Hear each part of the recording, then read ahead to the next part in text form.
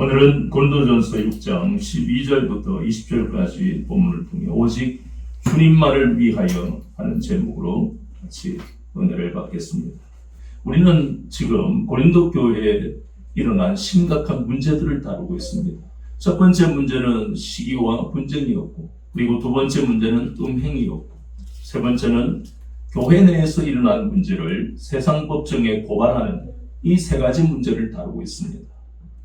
그 중에서 오늘 가장 중요한 핵심 구절 중에 하나가 우리가 잘 아는 고린도전서 6장 19절에 우리는 구원받은 우리는 거룩하신 성령님이 거하시는 전 성전이 되었다 하는 이 말씀은 굉장히 중요한 것입니다. 겉모습으로 봐서는 저나 여러분이나 성격 그대로 하나님이 주신 기질 그대로 살아갑니다.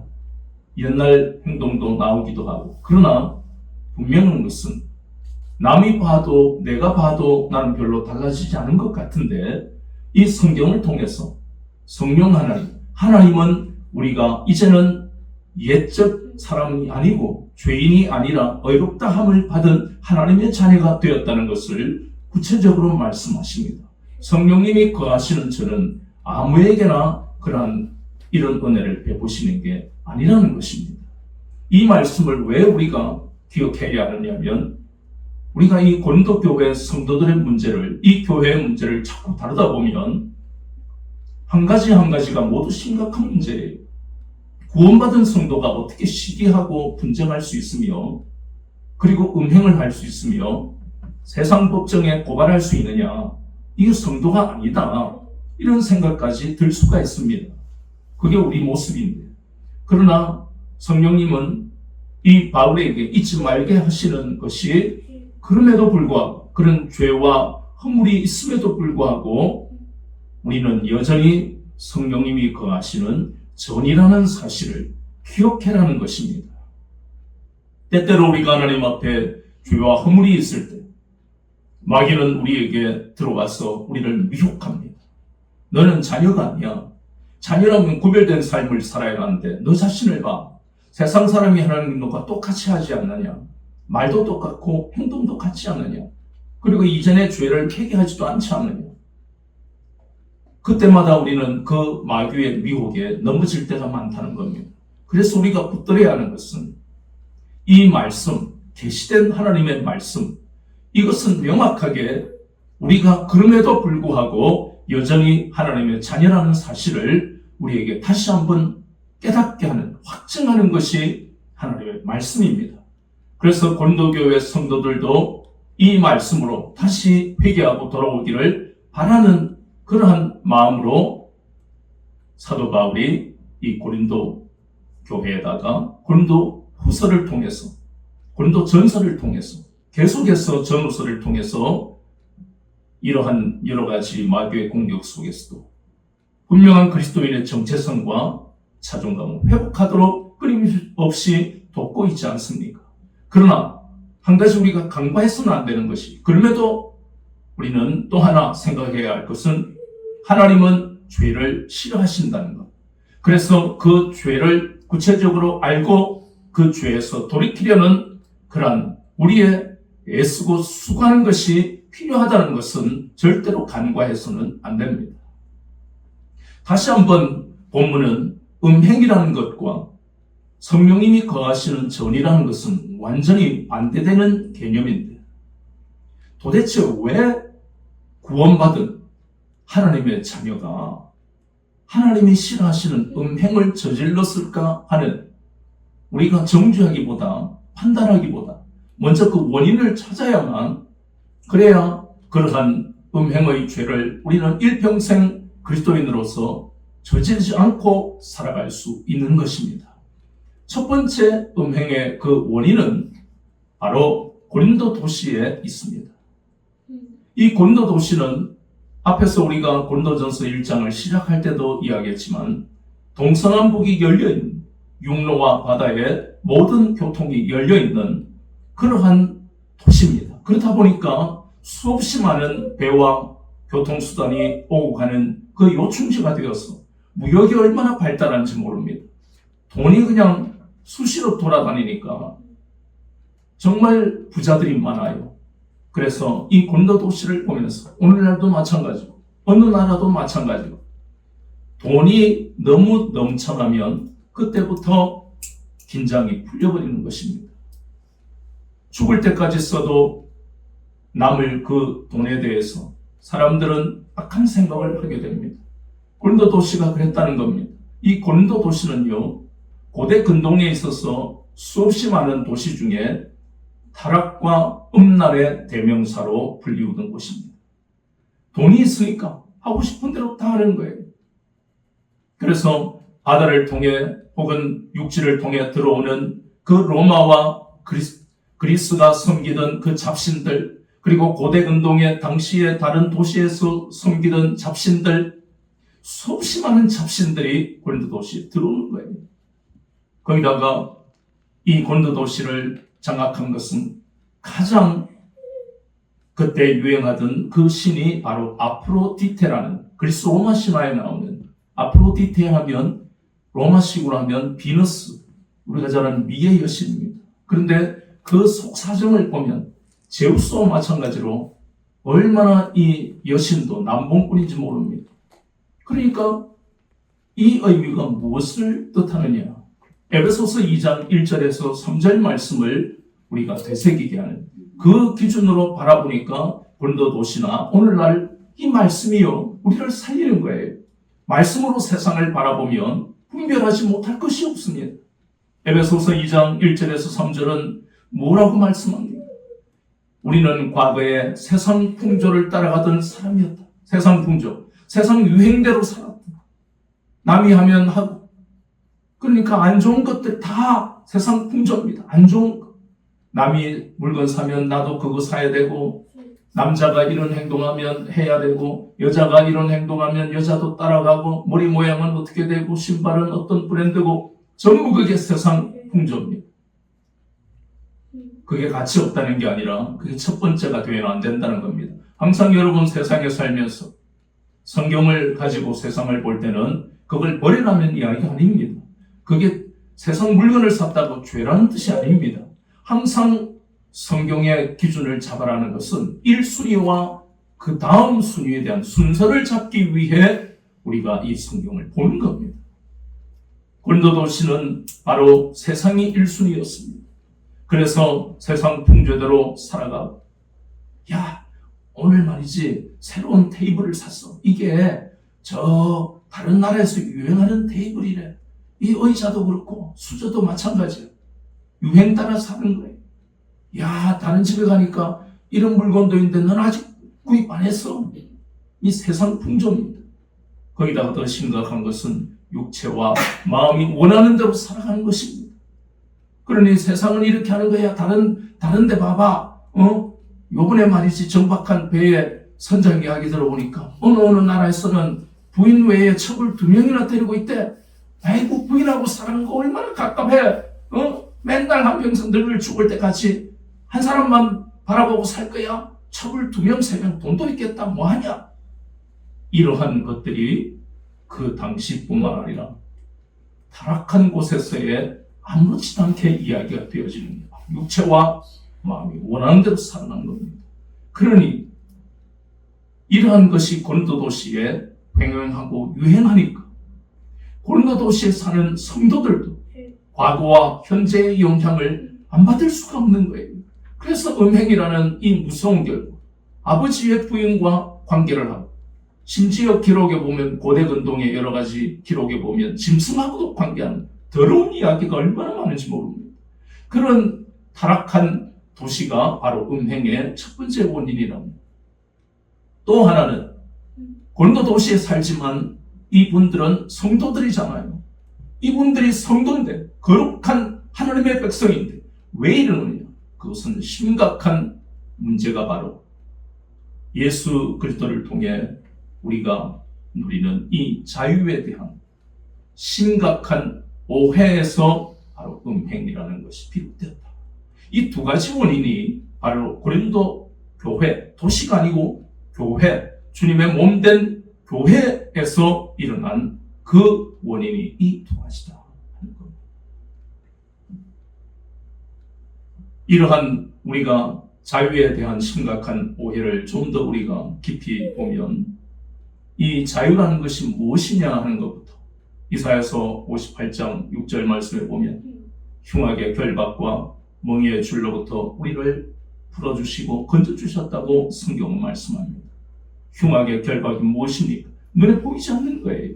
멍에의 줄도 눈에 보이지 않습니다. 그런데 우리는 느낍니다. 나는 이런 데서 벗어날 수 없는 것 같아. 나는 돈이 없으면 살 수 없는 것 같아. 이게 뭐예요? 흉악의 결박입니다. 성경에서 말씀하는 그 말씀이 너무나 무서운 것은 이 현실에 대한 것을 정확하게 말씀하는 거예요. 내가 예를 들어서 하나님과 관계없이 가정이 있는데도 다른 남자나 다른 여자하고 산다. 나는 저 남자 저 여자 없으면 못 살 것 같아. 뭐예요? 흉악의 결박입니다. 멍에의 줄입니다. 끊어버리지 못하니까 비극으로 끝나잖아요. 모든 문제가 그렇습니다. 야, 이건 뇌물 받았는데 뭐 남들도 다 받는 거야.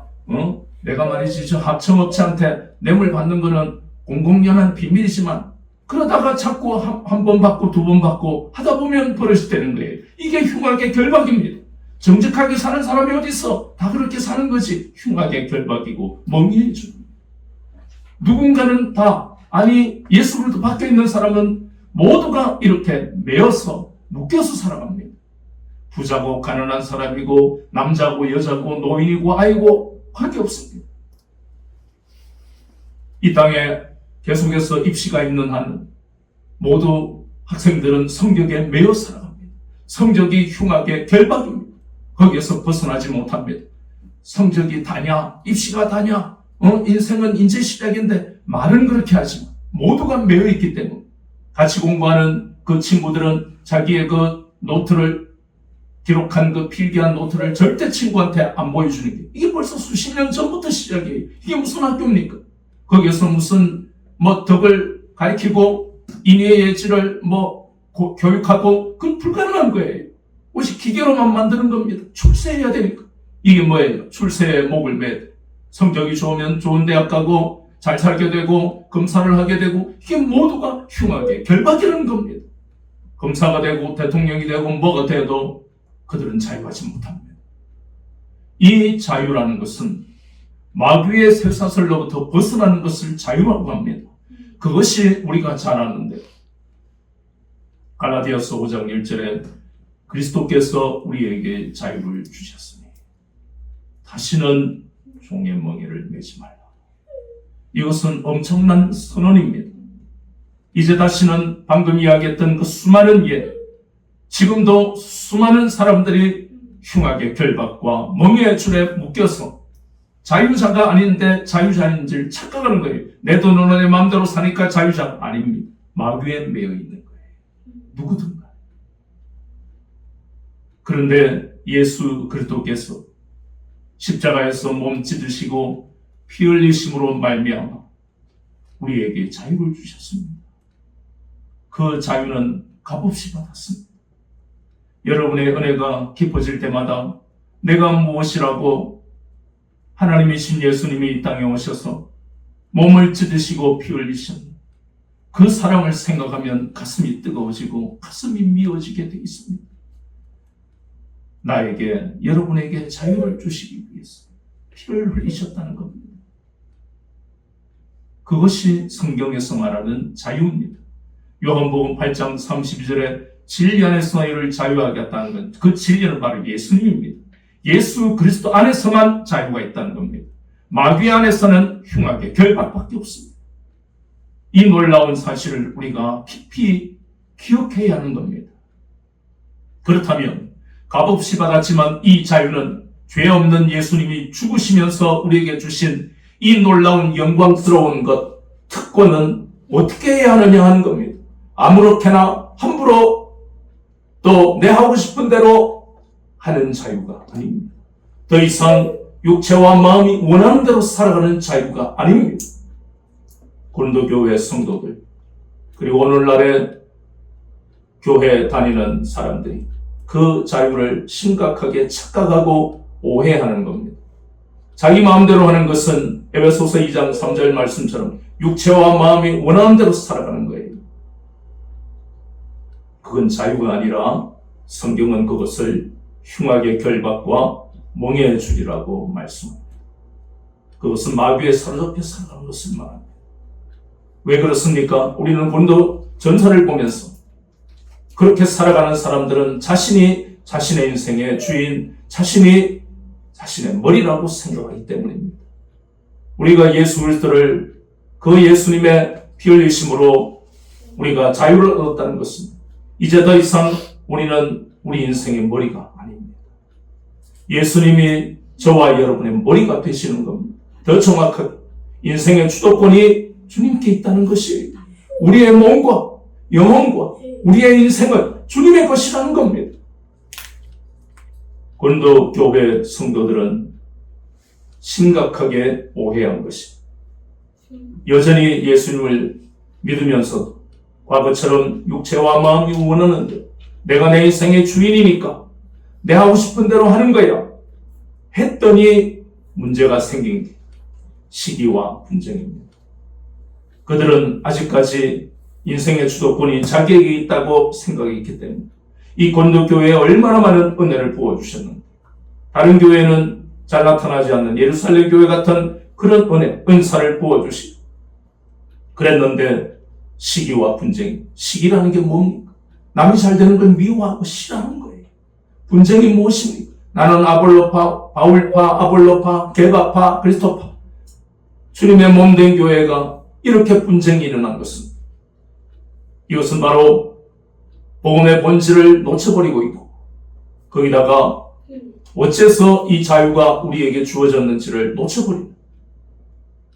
음행도 마찬가지고 세상 법정에 고발하는 것도 마찬가지. 내가 내 마음대로 고발하는데 내가 이렇게 고통당하니까 당연한 것 아니야. 이게 전 뭐예요? 인생의 주도권이 자기에게 내 마음대로 해버려. 내 입으로 말하는 것이고 내 돈 가지고 그리고 내가 가진 거로 내 마음대로 하는 것인데 이건 뭐예요? 그리스도 밖에 있는 사람들이나 하는 거예요. 예수님을 믿는다 하면 내 마음대로 하면 안 되는 거예요. 내 하고 싶다고 내 감정대로 해버리면 그건 그리스도 밖에 있는 사람들이나 하는 것입니다. 그런 사람에게 어찌 은혜가 임합니까? 그런 사람에게는 영적 권위가 임하지는 않습니다. 그래서 그 심각한 문제들이 계속해서 일어나는 원인은 바로 우리는 이제 더 이상 내 인생의 주인이 아니라는 것을 내려놓고 주님이 나의 주인이고 주님이신 것을 인정하는, 그래서 내 몸과 내 영혼과 내 인생은 주님의 것이다 고백하는 것이 바로 진정한 그리스도 안에서 자유를 받은 사람, 그리고 누릴 자격이 있는 사람이 바로 그런 고백을 하게 되어 있는 것입니다. 이것을 우리에게 원하시는 것이고, 또 예수님은 진작에 마태복음 18장 24절에서 27절까지 본문을 통해 그것을 말씀하셨습니다. 만 달란트의 비유를 통해서 우리는 갚을 수 없는 그 만 달란트의 죄의 빚을 지고 있었다. 그것이 바로 이사야서 58장 6절에 나오는 말씀하고 똑같은 거예요. 만 달란트의 비유는 만 달란트, 일평생, 아니 내 자손 또 자손의 자녀 10대, 20대까지 해도 이 만 달란트의 빚은 갚을 수가 없습니다. 영원히 갚을 수가 없습니다. 그것이 바로 이사야서 58장 6절에 흉악의 결박과 멍에의 줄의 의미가 바로 만 달란트 죄의 빚 같은 뜻입니다. 죄의 빚, 마귀의 흉악의 결박 벗어날 수 없습니다. 영원히 벗어날 수 없습니다. 우리 옛날에, 요즘은 잘 안 보이던데 옛날에 우리 자녀들이나 어릴 때 보면 그 인형극 같은 거 있었잖아요. TV에도 있었고. 그럼 안 보이는 사람이 손을 가지고 이렇게 움직이면 인형이 막 말을 하고 행동도 하고 막 이렇게 하는 게 있었어요. 그걸 우리나라에서는 예전부터 꼭두각시라고 했어요. 꼭두각시가 뭐냐? 그 인형극인데, 그러나 그 본어의미는 누군가가 손으로 조정해서 내 마음대로 행동하는 게 아니고, 나는 오른쪽 가고 싶은데 그 조정하는 사람이 왼쪽으로 당기면 왼쪽으로 가는 거예요. 입도 벌리고 내 마음대로 안 되는 거예요.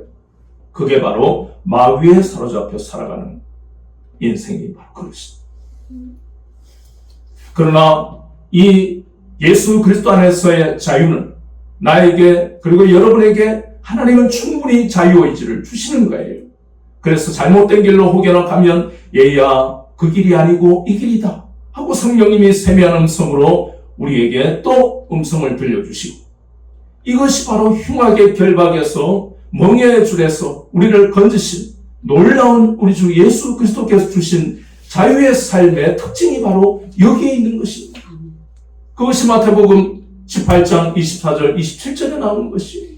마태복음 20장 28절에 보면 인자가 온 것은 섬김을 받으려 함이 아니라 섬기려 하고 자기 목숨을 많은 사람의 대속물로 주기 위해 이 땅에 오셨다고 말씀하고 있습니다. 이 대속이라는 게 바로 그것입니다. 우리는 바로 값으로 산 것이 되었다는 겁니다. 그래서 우리는 우리 힘으로는 흉악의 결박을 풀 수 없지만, 그 말은 10,000달란트의 이 죄의 빚을 우리 힘으로는 해결할 수 없는 주님이 피 흘리심으로 그 모든 10,000달란트의 빚이 탕감되었다. 그것을 성경은 말씀합니다. 그래서 얻게 된 자유가 그 의미입니다. 그런데 고린도 교회 성도들이나 이 땅에 많은 교회 다니는 사람들이 자유에 대해서 심각하게 착각하고 오해하는 것은 여전히 옛날 방식대로 내 마음대로 육체와 마음이 원하는 대로 살아가는 그것이 고린도 교회에 있으니까 음행의 문제만이 아닙니다. 시기와 분쟁도 마찬가지고, 세상 법정에 고발하는 것도 마찬가지고, 앞으로 나올 문제들도 모두가 육체와 마음이 원하는 대로 살아가던 옛 방식대로 살아가기 때문에 여전히 오늘 거룩한 예배를 드리는 이 땅의 교회들도 여전히 앉아있는 사람들이 그런 마음으로 살아가고 있는 거예요. 그래서 주님은 바울을 통해 그것을 우리에게 책망하시고 그러면 안 된다고 권면하시는 겁니다. 우리를 살리시기 위해서. 그렇잖아요. 저도 어릴 때 부모님한테 뭐라 하면 참 듣기 싫어서 잔소리. 어릴 때는 그것을 잔소리라고 생각했습니다. 그런데 커보니까, 나이가 드니까 말하는 어떤 방법에는 문제가 있을지 몰라도 잔소리가 아니더라 하는 겁니다. 마찬가지입니다. 주님이 지금 우리에게 말씀하시는 이 모든 것이 우리에게는 때때로 하나님 그때 그 말씀 알지? 왜 또 이야기해? 똑같은 이야기해? 잔소리야. 세상 말도 나이가 들고 자식을 낳아보고 자식을 키워보니까, 결혼을 해보니까 잔소리가 아니더라는 걸 깨닫게 되는데, 그러기에는 이미 부모는 죽고 없잖아요. 부모님, 내가 잘못했습니다. 내가 그때 그 말을 잔소리로 안 듣고 받아들였으면 좋았을 걸. 우리 부모님 마음이 얼마나 아팠을까? 해봤자 이미 죽고 없어요. 마찬가지로 이 진리의 말씀도 잔소리로 생각하면 그 사람의 인생은 고달플 수밖에 없습니다. 아무도 몰라요. 그 사람이 영적인 권위로 살아가는, 정말 진리 안에서 자유하며 평안이 있는 삶을 살아가는지, 아니면 맨날 어느 문제에 붙들려서 결박되어서 고단한 삶을 사는지 주님만 아시는 거예요. 본인이 선택하는 겁니다. 그래서 우리가 예배를 드리면서 하나님이 주시는 이 말씀, 혹은 개인적으로 묵상을 통해 보는 그 말씀은 우리에게 잔소리가 아닙니다. 우리를 구속하고, 이걸 안 보면, 예배를 안 드리면, 말씀을 안 읽으면 뭔가 찝찝하고 그런 거 아닙니다.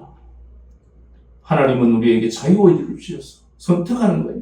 우리가 날마다 평안한 삶을 살고 믿음의 준보가 이루어지고 무슨 일을 만나도 돈 문제가 생겨도 자유하고 평안히 있으려면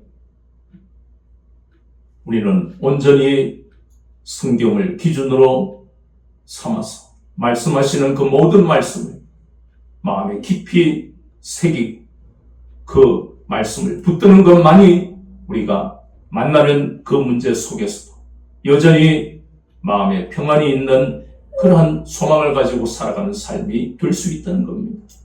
고린도교회 성도들이 왜 구원받았는데 이러한 문제들로 넘어졌을까? 그것은 우리가 로마서 7장을 보면 정확하게 알 수 있습니다.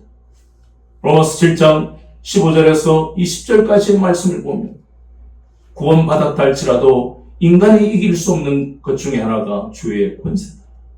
죄의 권세라는 것은 얼마나 막강한지 몰라요. 이 구원받은 고린도교회 성도들도 막 넘어지는 거예요. 뒤에 가면 다루겠습니다만 성만찬을 할 때 주님이 이 밤에 몸 찢으시고 우리를 위해 피 흘리시고 그 마지막 십자가에 달리시기 전에 마지막 그 6월절에 제자들과 함께 떡을 뗀 것을 기억해야 합니다. 아니 그 성만찬이에요. 그런데 그 거룩한 시간에 부자들은, 귀족들은, 돈 많은 사람들은 집에서 아주 맛있는 그 진귀한 음식을 가져오고 자기들끼리 먹어버리는 거예요. 가난한 사람들한테 나눠주지도 않습니다.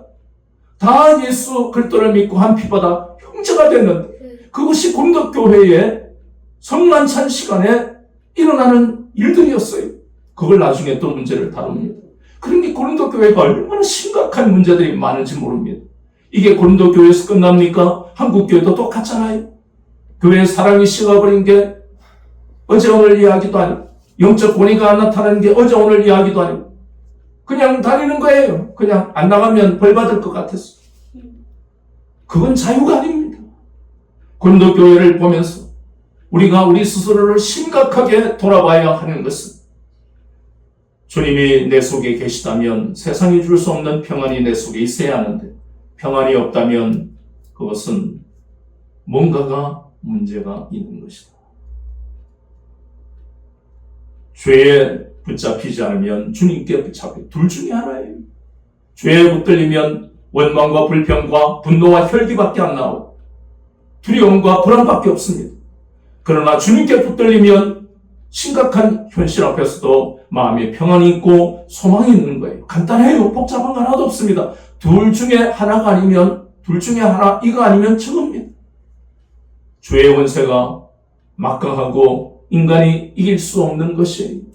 그래서 아브라함도 넘어갔고 무엇보다도 다윗도 보십시오. 사무엘하 12장에 보니까 나단 선지자를 하나님이 보내셔서 가난한 집에 양이 새끼밖에 없는데 그 부자가 자기 집에 그렇게 많은 양과 염소가 있음에도 자기 친구에게 그 가난한 사람의 딱 한 마리 있는 그 양을 잡아서 손님을 대접하다. 그러니까 다윗이 뭐라 했습니까? 저 사람은 마땅히 죽을 자다. 당신이 그 사람이다. 그러죠. 누구도 죄에서 자유로울 수는 없습니다. 그러나 우리가 알아야 할 것은 그 죄의 권세는 인간이 이길 수 없지만 그러면서 날마다 우리를 겸손하게 하시는 하나님의 뜻을 발견하면서 내 힘으로 내 마음대로 살아가는 세상이 아니라 때때로 나의 연약한 모습을 보면서 날마다 나의 인생, 나의 몸, 나의 영혼은 주님의 것입니다. 고백함. 주여 나를 이 죄에서 나를 건지시고 영으로서 몸의 행실을 철하고 하셨사오니 말씀으로 말씀을 붙들 때 마음이 뜨거워지게 하시고 이 죄에서 벗어날 수 있도록 은혜를 베풀어 달라. 날마다 주님을 의지하며 살아가게 하시는 주님의 뜻이에요. 내가 주인 되고 내가 인생의 주도권을 가졌다고 생각하는 그 사람은 구원받은 것 같지만 여전히 자유가 없는 삶을 살아가는 거예요. 그래서 오늘 이 고린도전서 3장 19절 말씀, 이 말씀을 통해서 여전히 죄와 허물에서 자유할 수 없지만 그러나 그때마다 주님을 의지하기만 하면 죄에서 벗어나 평안과 기쁨이 있는 삶을 살게 하시는 이 놀라운 일은 바로 우리 속에 성령님이 거하시는 정이라는 이 놀라운 은혜를 받았기 때문에 우리가 부족한 모습을 보인다 할지라도 주님은 우리를 외면하지 아니하시고 날마다 간섭하시는 거예요. 그래서 우리는 또 고백하는 겁니다. 오늘 이 본문이 우리에게 말씀하시는 것은 주여 나는 주님의 것입니다. 나의 몸과 영혼과 나의 인생은 주님의 것입니다. 내 앞날도 주님께 의탁합니다. 날마다 이것을 고백해야 할 이유가 바로 이것입니다. 다시 우리가 흉악의 결박과 멍해의 주위에 있는 그 과거로 돌아갈 수 없습니다. 영원히 벗어날 수 없는 막 주인이 막 옥토각시처럼 조종하는 그 조종당하는 인생을 살아가고 싶어 하시면 실패하는 사람은 없을 겁니다. 그렇다면 날마다 고백해야 합니다. 나는 주님의 것입니다. 내 인생도 주님의 것입니다. 내 영혼도 주님의 것입니다. 내가 주인이 아닙니다. 날마다 고백하며 살아가야만, 그래야 우리는 세상에 줄 수 없는 그 놀라운 평안과 기쁨을 그리고 소망을 가지고 살아갈 수가 있습니다.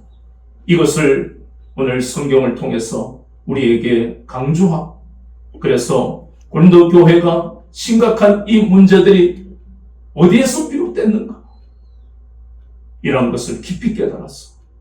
내 삶에 적용하며 나를 돌아보고, 그리고 우리에게 주신 놀라운 영광과 특권을 이 땅에서 누리는 이 엄청난 축복을 주신 것을 놓치지 않는 여러분 되시길 우리 주 예수 그리스도 이름으로 축원합니다.